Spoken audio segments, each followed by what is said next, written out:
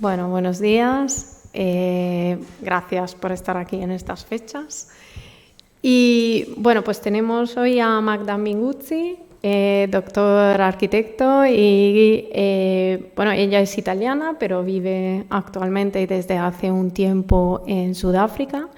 Y lo que nos va a presentar hoy es pues, el trabajo que desarrolla allí en Sudáfrica con las comunidades y para recuperar el patrimonio. Ella es pues, arquitecto y doctor en proyectos de arquitectura, pero trabaja y tiene una especial sensibilidad hacia el tema de patrimonio, la recuperación del patrimonio local y de las comunidades locales.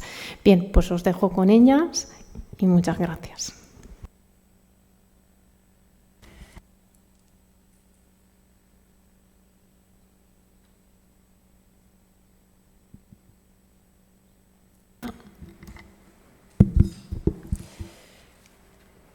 First of all, thank you. I will speak in English if it's fine for you.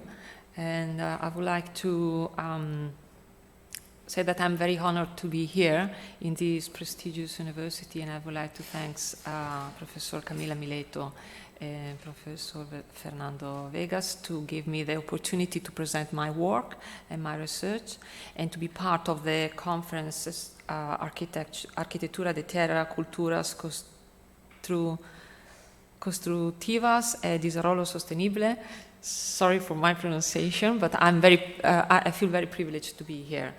As Camila said, my name is Magda Minguzzi. I have a PhD from the University UAV in Venice in architectural composition. And since 2013, I'm working in Port Elizabeth, Southern Africa, at the Nelson Mandela University School of Architecture. And since 2014, so the year after my arrival in Southern Africa, I had the privilege to be in contact with the first indigenous people of Southern Africa, the Khoisan people, and we established a group of work and a group of research together with university staff and students. Today I will speak about the work that we are doing together with specific attention to the work and the research project that we are doing along the coast of the Eastern Cape in Southern Africa, of course. And I will show a short film titled The Spirit of Water. That is the first output of our research project. And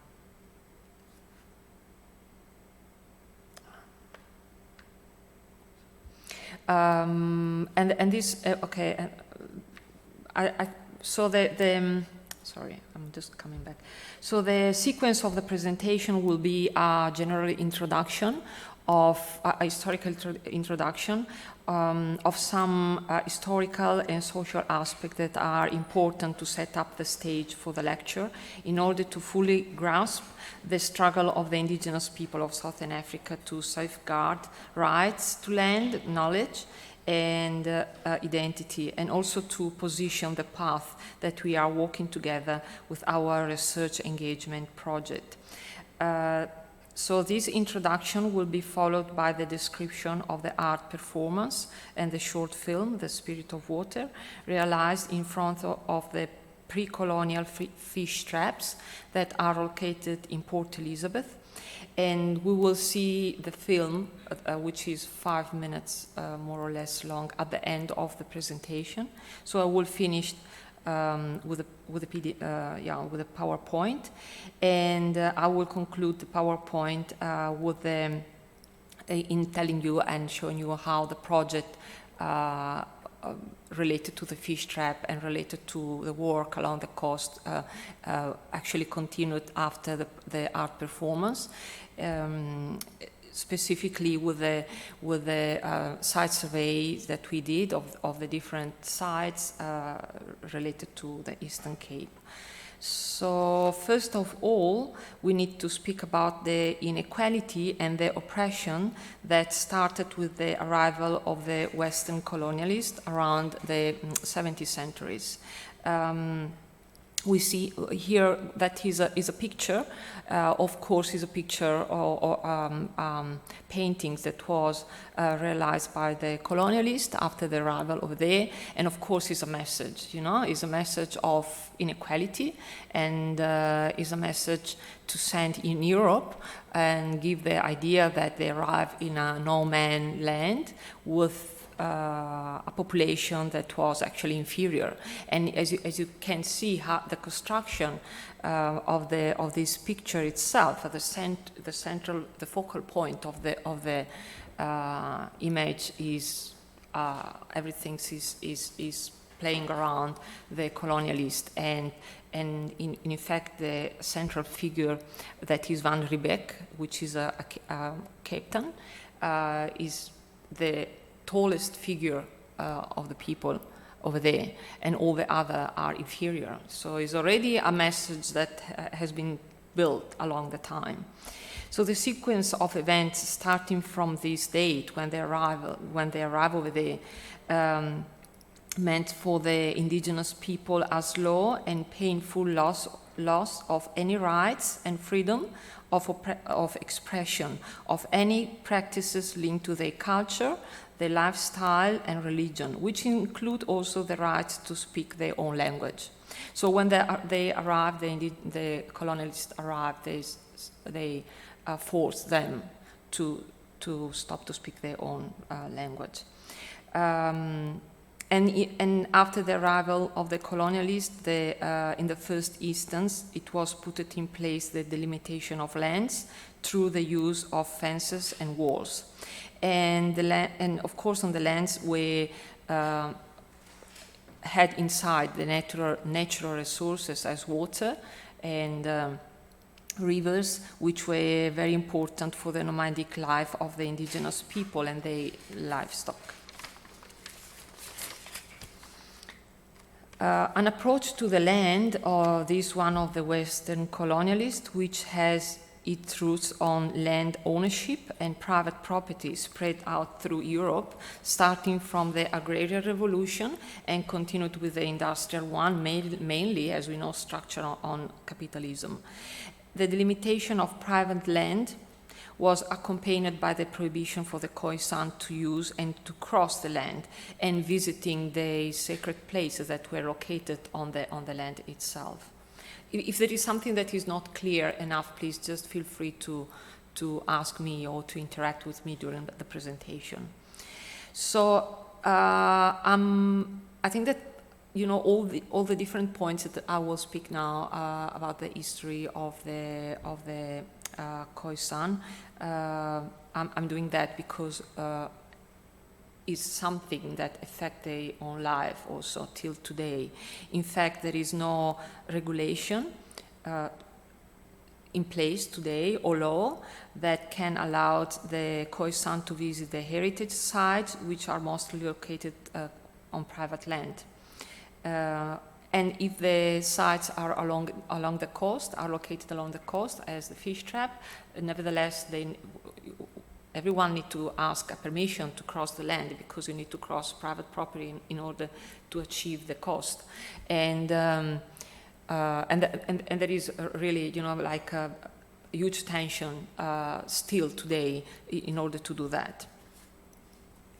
The next step of the oppression comes with the law of the apartheid regime in place from the 1948 till the 1994, law that had just formalized a mechanism of repression that was already in place in Southern Africa. With the Population Registration Act, number 13 of the 1950, the South African people were divided in three main racial categories or groups: blacks, whites, and colored. And the Khoisan fell into the colored category together with the Malay, Indians, and Chinese people. And from that moment, the ethnic group was completely cancelled, because now imagine that you can't call yourself anymore Khoisan or whatever names of your tribe was, but you are colored. So this one is actually, as you can see, a very recent picture and something that happened last year, but still in place also today, because the Khoisan people actually are not officially recognized today as a group in Southern Africa. So this system of segregation was also applied to the spatial organization and the use of the city. The city was essentially divided in three major areas, and we can see here on left a sort of diagram. The business district, the CBD, where everyone without ethnic distinction could work together during the day. The suburb, where the white people live, usually in a very nice position, in respect of a beautiful view, in respect of the nature that was there. And so in fact, in this case, you can see that was in front of the ocean. And these two areas were divided physically by strong border or age, that was the infrastructure, and the other people, so the colored and the black people, were divided now again in settlements, or let's say township, where they were grouped together. And to move around, probably I didn't mention, they needed to have a pass. So they were not allowed to go around the city without having a sort of passport, and this passport needed to be always updated, and they needed to have also a work to be able to have a passport that was valid. So if you didn't have a work, you couldn't go around, and if you couldn't go around, you couldn't, of course, have a job. So and that is also a picture of the 1986, so not so long time ago, but of course the apartheid regime was in place. We say clearly that that was a place where only white people could use, because it was a beach, but just for white. And these are some picture of the relocation. So there were some area in central of different towns, and that happened all over. I just used three examples, but happened also in Port Elizabeth too. So they destroyed completely. They arrived, they moved the people, from usually these things happen during the night. They arrived with big truck, put everything in the truck, and people were forced to move, and they destroyed completely their own house. And they were completely removed in another place with new neighbors, with new people, and yeah. And this sort of inequality, we can see that after 25 years of freedom, still pretty much in place. And we can see here the pattern of the place where white people stay, privileged people stay, and the let's say mainly white people, and the other one of the township, and again divided by a quite huge space in between. And here is something that still, people demonstrating to have this system, to ask that the system actually need to change. So they said end spatial apartheid.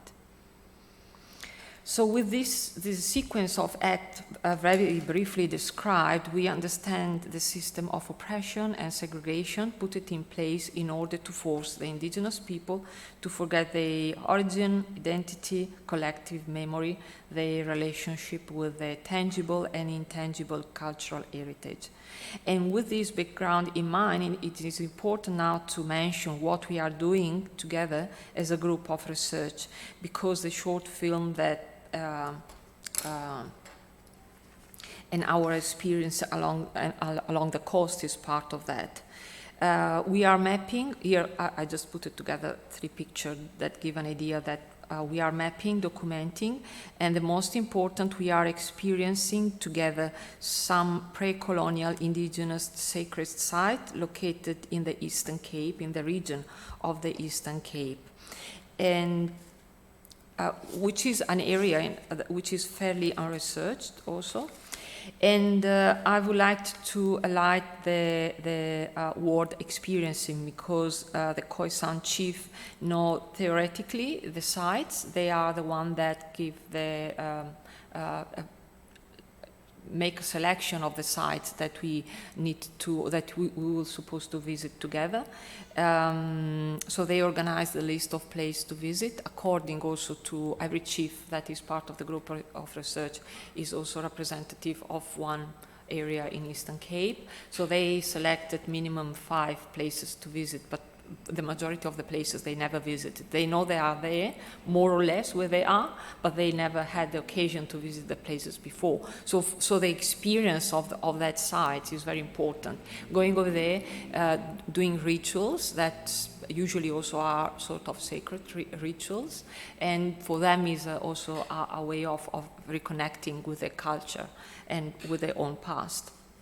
The methodology of the research is rooted on the community engagement. In fact, is a community engaged project, and which means that each step of the project, of the research, or whatever we are doing together is deeply discussed with the community in meetings that happen monthly, or in some occasion also weekly based.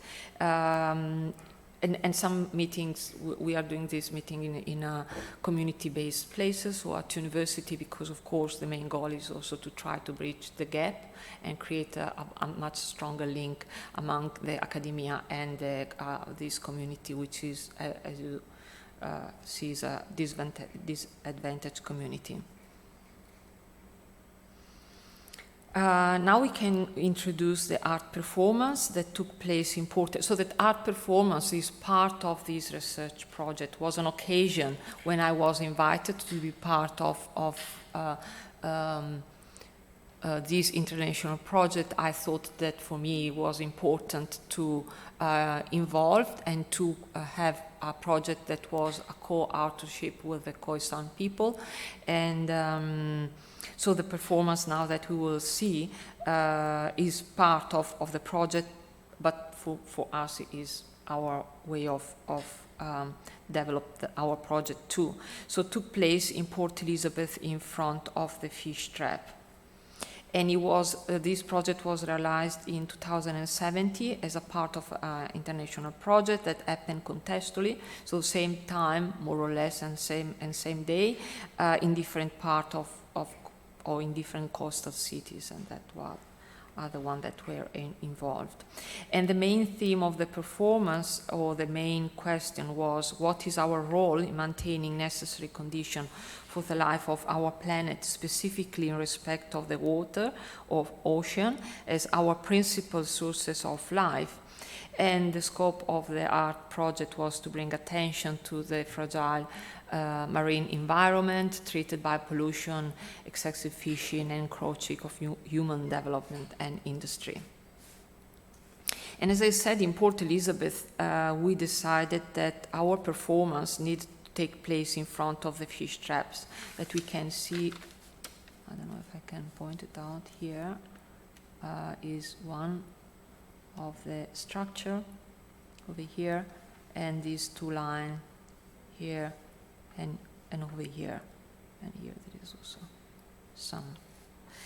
some tracks. And this in front of the fish trap, because pre-colonial fish trap, of course, because are sacred place for the Khoisan, and for us also was important because although are the probably the ancient structure that are located in this area are mostly by the community, but also by the heritage agency unknown, and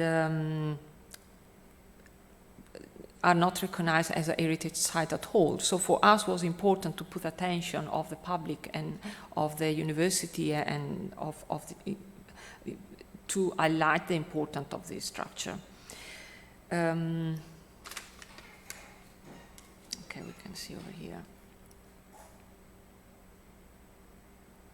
And I don't know if I mentioned, but our Middle Stone Age structure, and of course our, as the name fish trap was to work with the tide of the ocean and in order to catch the fish.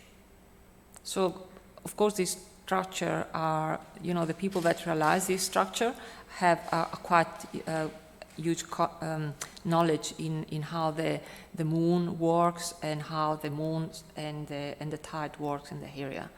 So we decided to as a group of work in Port Elizabeth, we decided to add at the international theme of public awareness in respect of environmental sustainability, the theme of indigenous tangible and intangible heritage and cultural reappropriation, together with opportunity to build up through the performance itself a new sense of belonging.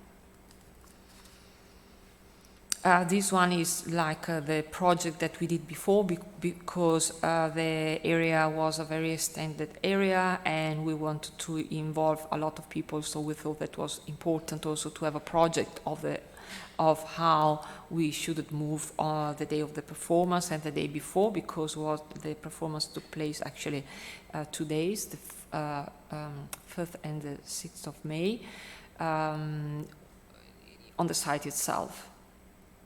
So here we can see some picture of the day where we and they built the kraal and the huts on the sites. So this was a day that was like the private, was closed to the public.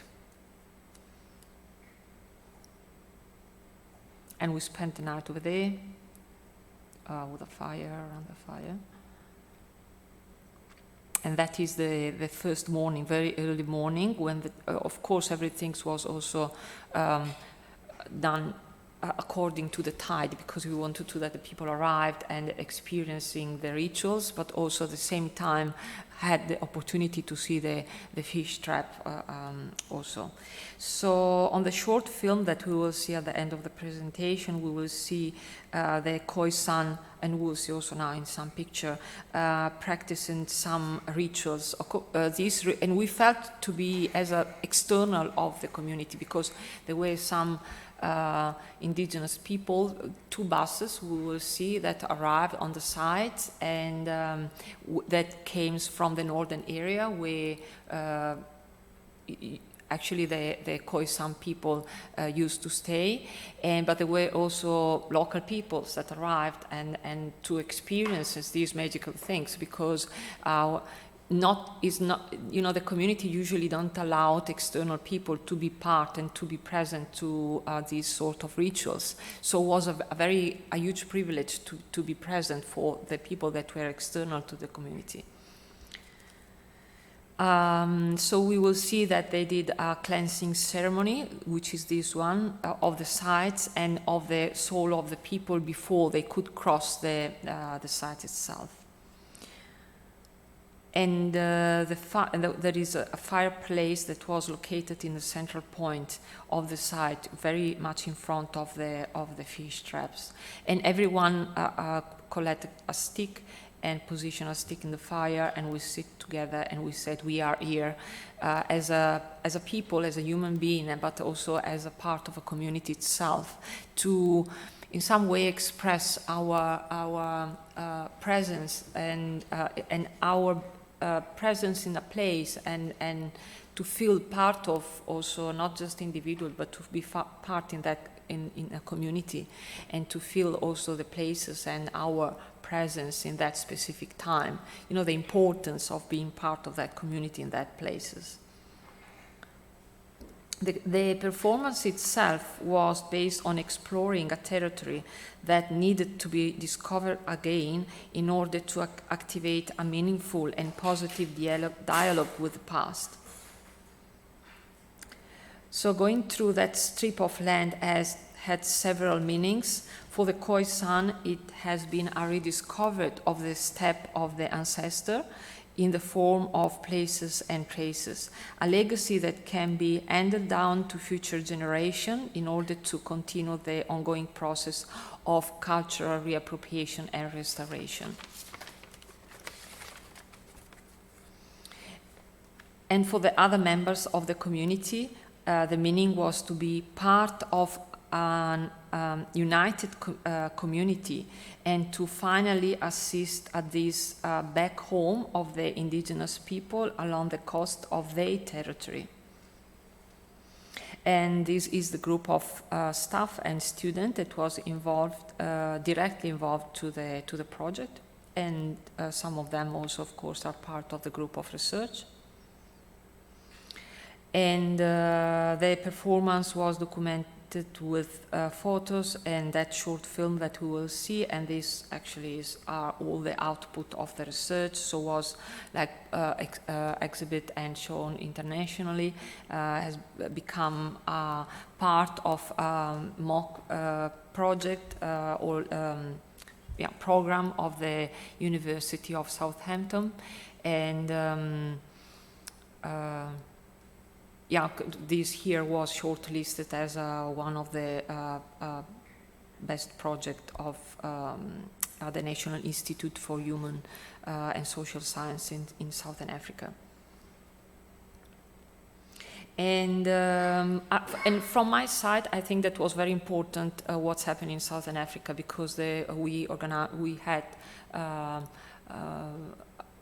some exhibitions, and always the exhibitions was also a way of communicating with the other member of the community what's happened in that occasion. So there was a sort of the Khoisan had the opportunity to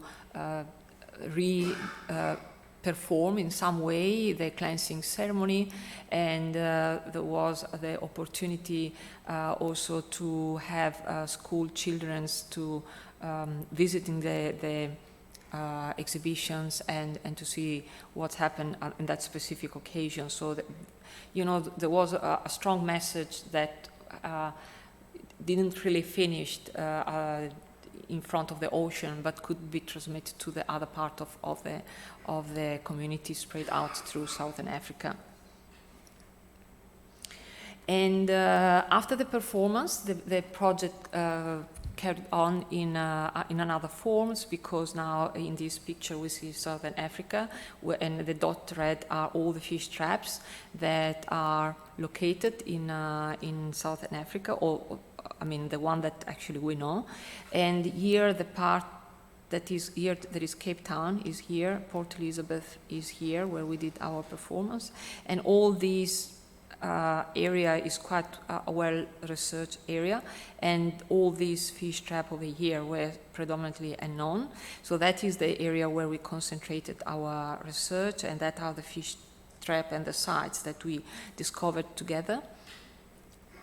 And so that is also the area of the research. And we can see that there is the dot red are the fish trap that we were able to find, and the yellow are some sites where other archaeologists were able to find pre-colonial remains.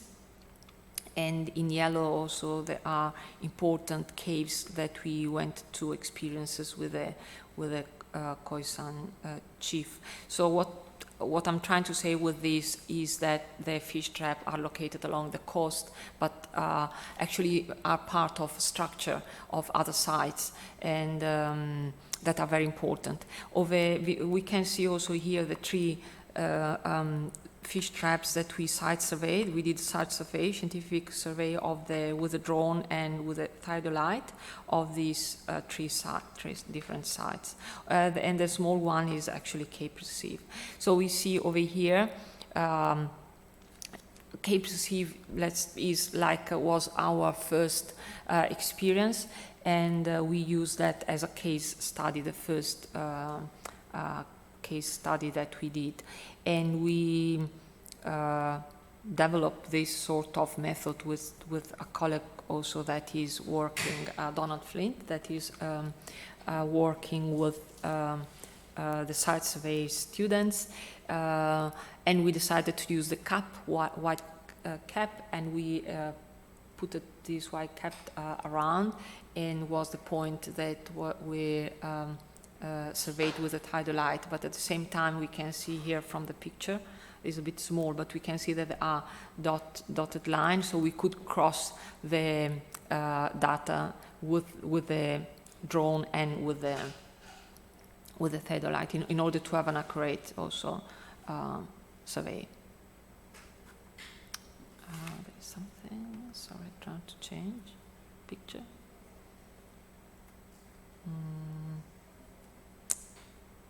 There's something that is not working, sorry. Okay. And we start now to do a sort of reflection of also these different projects, and we realize that in the different case studies, we've got a sort of space in between the deep ocean, and we can see here a section. There is a deep ocean, and the deep ocean usually have a sort of barrier that is represented by high rocks, and in between the high rocks and the seashore that is here, the fish trap are located over there because, of course, they couldn't control better the currents. And usually we notice also that when you walk along the coast, there are some specific point of reference that give the opportunity to recognize quite easily where these fish traps are. Because when you walk over there, also, that the coast is so huge that you can't really find yourself sometimes. You can't orientate yourself easily. But there are some elements, and in this case, there was this point over here, which is a small rock, which is like in line with a huge rock over here, and in between there is the structure of the fish trap over here. And this is the group of work with the students, and we the second case or the second site that we surveyed was Oyster Bay, and you can see that is much more extended. Let's say that the Cape Receive is just big like this circle, and so you can see here that is very much extended, and is actually the area is huge, and we had some difficulty because all these area over here start to be a deep ocean. So, but you can see that again the structure is the same. There is a way in between, a sort of area in between, and here there is like rocks, and from there to here there is a deep ocean, and in between there is this interesting structure. And that one of Clip Drift is the one that we surveyed recently. We did this survey only with the drone, and again the models is actually a sort of repetition of the other two. There are some characteristics that are repeating, and we also noticed that there are some elements that got exactly the same dimension. So there is a repetition of dimension of modules, let's say. And that is, like an ongoing project. So we hope to be able to create and have a publication and to share all at the end of these surveys the material with the heritage agency in Southern Africa, to be able also to establish a way of preserving these structures and to create maybe more awareness about this structure. And for us also would be important that these places will be recognized not only locally but also in Southern Africa as a heritage site that belongs to the indigenous peoples. So that is the first. Now we can see the if you wish, the video. And this picture, I put this picture because I don't know if you can see, but there is this cloud that is on the shape of Africa. The first time when we went to visit these places with all the group of the Khoisan, the first visit was just with the local Khoisan and with a representative person that is Chief Maleba of that area. And when we went with Chief Maleba and Chief Margaret Coetzee. The second visit we had with all the different chiefs of mostly of the Eastern Cape. We went there and we were in circle planning how we would like to do the performance in respect of the site. And one of the chief actually, called me and he didn't say anything, but he just pointed out the sky. And when I saw the sky, I mean, for me it was an incredible spiritual experience. So I ran away because the first picture was just of the cloud, but I thought, well, I need to take the picture with the cloud and the people itself. So I ran, as fast as I could, and I took the picture of everything, to, the group and the cloud. But of course, we thought that there was someone that tried to tell us that we were busy doing the right things. So, yeah.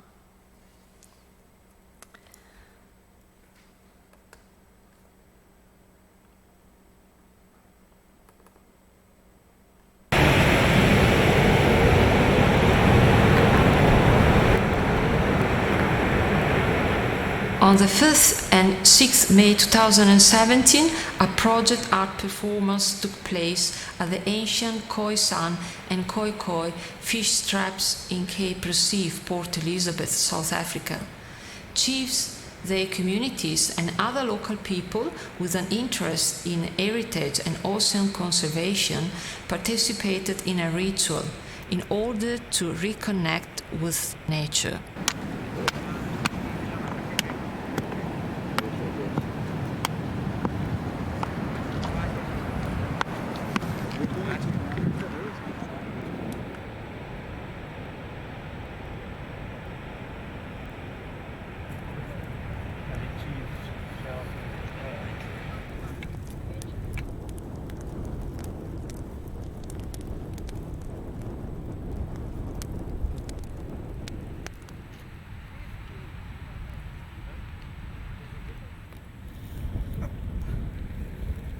Itu tupak iba di bandung lekker tuan di kanda.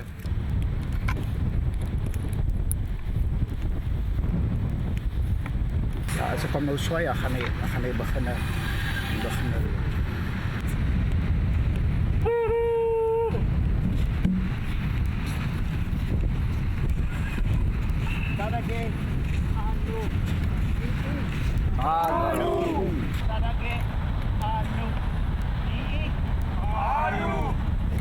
Class. Good morning.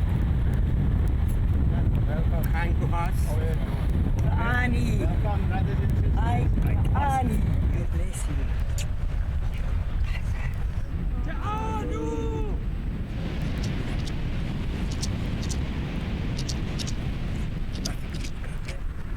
Sadage. Eva. Ha.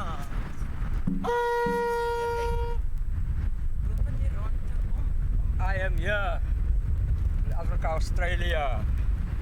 I am here, Ketaha, Nebaha, South America.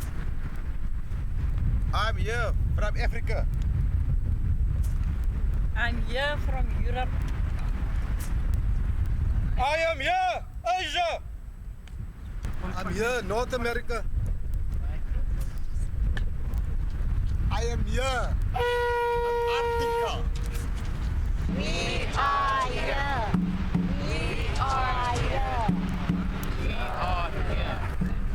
We are here. We are here.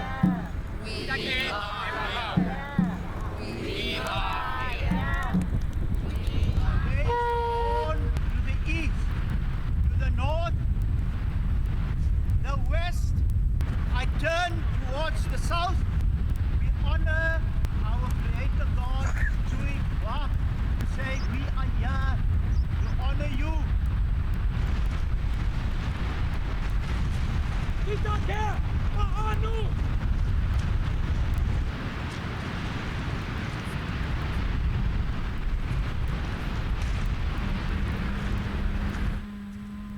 When I'm looking over there, for me it represents eternity, forever.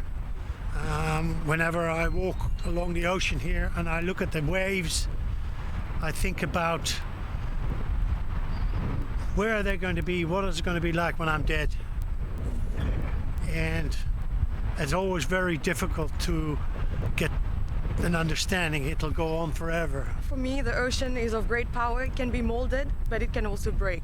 Ocean is very important in the lives of the Korean Sun. We have many rituals that we do in the ocean. We are basically water, and if we don't sustain it, then we ourselves will die. The ocean is a sanctuary where all of our peace lives. To me, the ocean is the connection between all nations. To me, the ocean means the calming voice and the unifying force. Purity, pureness, life. The ocean to me reminds me of my ancestors, because when they passed on, we're taught they tied their spirits to the water. So when I look at the ocean, I see a part of myself. The water gives everything life, and we need to understand it from the heart so that we can change how we are behaving. It's the isiXhosa word uku shlambulula, to cleanse and to heal. In French, the sea is the same word for sea and mother, so it's also kind of something that's protected, and so we start from the beginning again with life, because mother gives life. For me, the ocean is the future and a new beginning. We have to respect and touch lightly the earth so that the ocean stays healthy for the generation to come. The ocean is the heart of the world. The water, its blood. It's a place of birth, it's a place of sustenance, and I think everyone's connected to it, whether it's spiritually or physically. I think we need to take a stance sometime or other to look after the ocean for us. Ocean for me means life in abundance, and it's of course God's greatest gift to all. The ocean for me is life and joins us all together as one.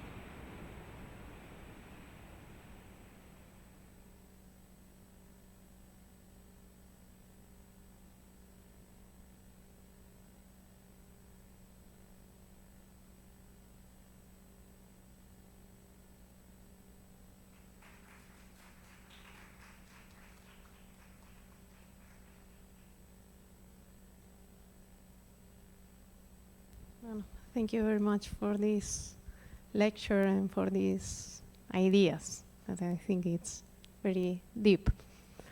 So, some questions?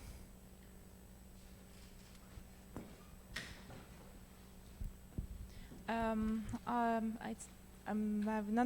not understand, where do they live right now? These people live in reservation like Native Americans, or do they live in suburbs with the other black people, as you explained? The second one. So yes. they where the people that stay, they used to stay in central or the area that become white, they were removed, and usually they were put in Port Elizabeth, for example. Oh, sorry. In Port Elizabeth, for example, the Khoisan people are all in the northern area of Port Elizabeth in some specific group. Now, of course, they can change if they want to, but they are not in the center, so they are not in reserve. They are in between of other people, mainly black or So or what they were called colored, let's say, but they don't want to be called anymore so like that. So actually, of course, there's still an apartheid in South Africa, not for the law, but for how the city is organized and how the people live? Look, from one side, we need to say also that the apartheid finished really quite recently, if we can, if we think about that. But when you go over there, and so the change, spatial changes and political changes will take place, but take time too. So to change everything and to adapt, to find a balance will probably take time. But still, that the Khoisan people are the most disadvantaged community in Southern Africa.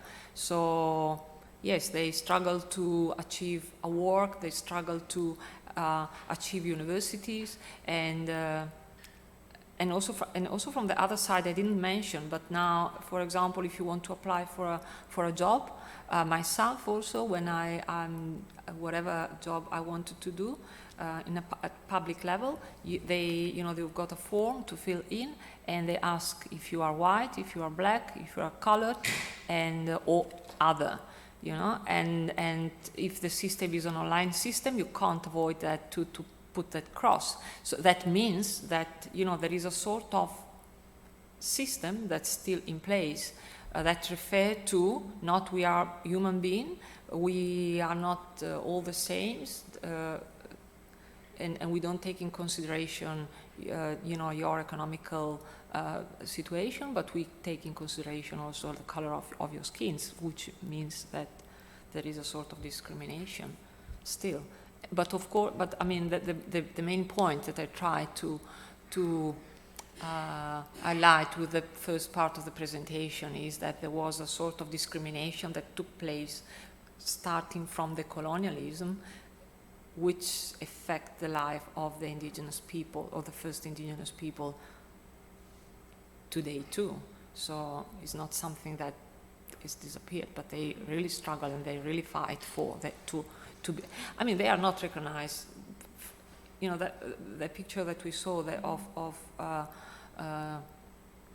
that chief that he walked from Port Elizabeth to Pretoria happened last year or 2 years ago, and he walked. He just really walked all the country to achieve the parliament, to be able to have a meeting with the president. That he refused to have a meeting with him because he was dressed with his dress.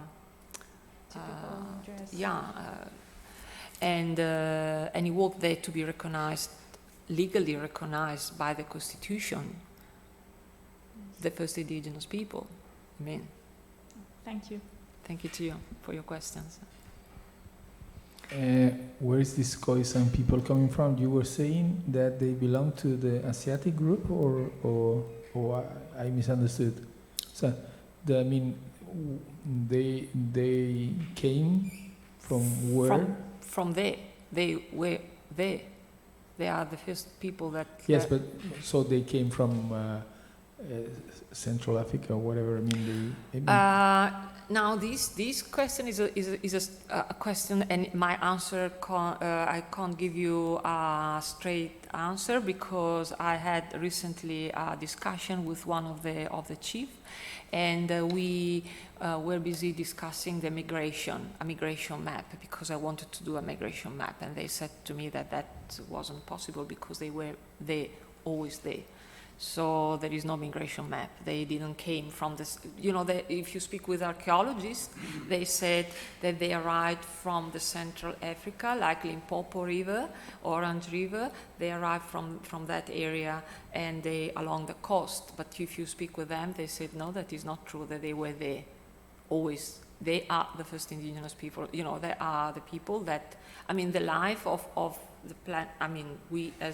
The life start on the coast of the Southern Africa, in Pinnacle Point. They find that the first modern human came from, had the origins over there, and they said that they are there, that they were there. That is where they come from, Southern Africa. They are the first one. Mm-hmm. And in fact, they say they call themselves the first indigenous people. But of course, there are different tribes of different groups. There are the Khoi, Cape Koi, Namakwa, and all the other groups. Do they speak the same language? Yeah. Look, the fact also that they colonialists repressed their own original language, also that is something that they try to, some of them they speak Afrikaans and English, so they try to reconnect also with their own original language, but they were different, let's say, way of speaking the indigenous one, but was the click language. The first language on the world was the click language, and they spoke that language. So which is, sorry, which is the language that they still speaking in central, or let's say Botswana area, which is actually the north of Southern Africa. And of course we need to remember that division, Botswana, Southern Africa, was done by the colonialists, so probably, you know, how they move around was very much flexible, and maybe for them that area was very much related to their own coast. I mean, we don't really know how they used to, the pattern of nomadism. We are not really so much aware. We can, you know, if we, that is what I'm saying, that is very difficult, because if we speak with archaeologists, they've got a version, but if you speak with them, which for me, that is the voice that I'm interested in my work, you know, what they feel and what they perceive about themselves, that is what I'm interested in too. So if they say to me that it wasn't migration, okay, it's fine for me. I believe that. I mean, there is no way that I don't believe that, so, yeah.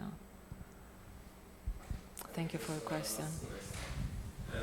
How much your Venetian background influenced this research? I mean, the beginning of the research came for the fact that in Venice, they taught me that the first things that I'm supposed to understand when I'm in a place is the origin of the places. So when I came, you know, when I arrived in Southern Africa, in Port Elizabeth, I thought, well, where is this point that where everything started? And then I start to ask around the maps that show me the ancient places. And they said to me, yes, but the ancient places is the central, you know, where there is the church. And I said, no way that could be the origin of everything. So I understood that there were no maps that speak about these places. So I said, okay, let's create a group and let's start to walk around and find these places.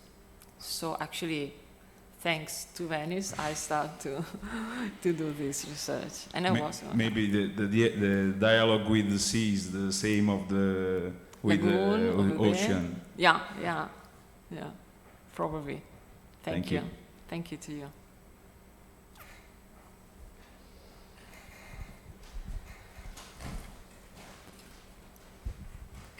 Yeah, and thank you again to give me the opportunity to present my work over there. Another question.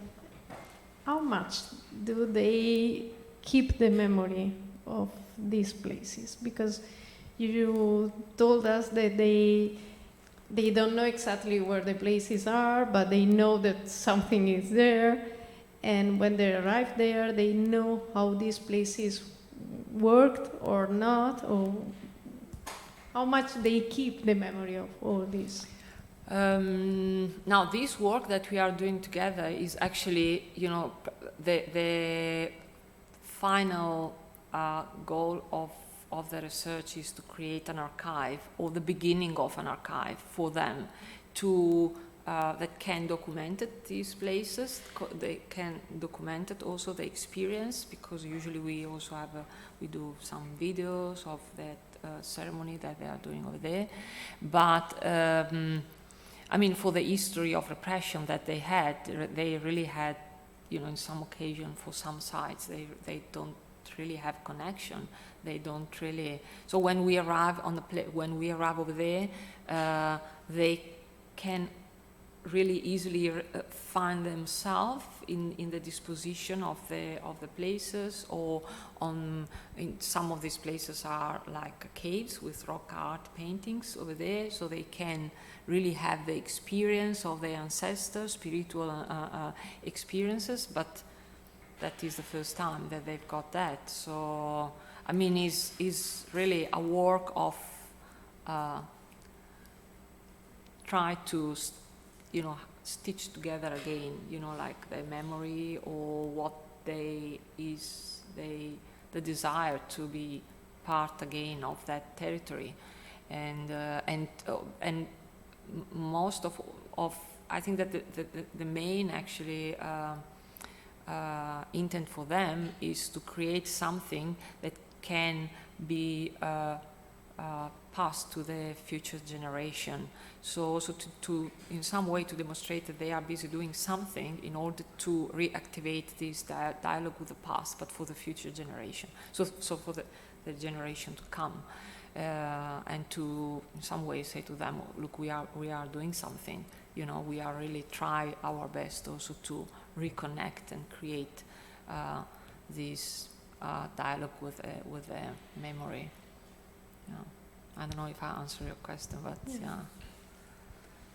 Some more questions? No? Okay, so thank you very much for your presentation. Thank you. No, thank you to you.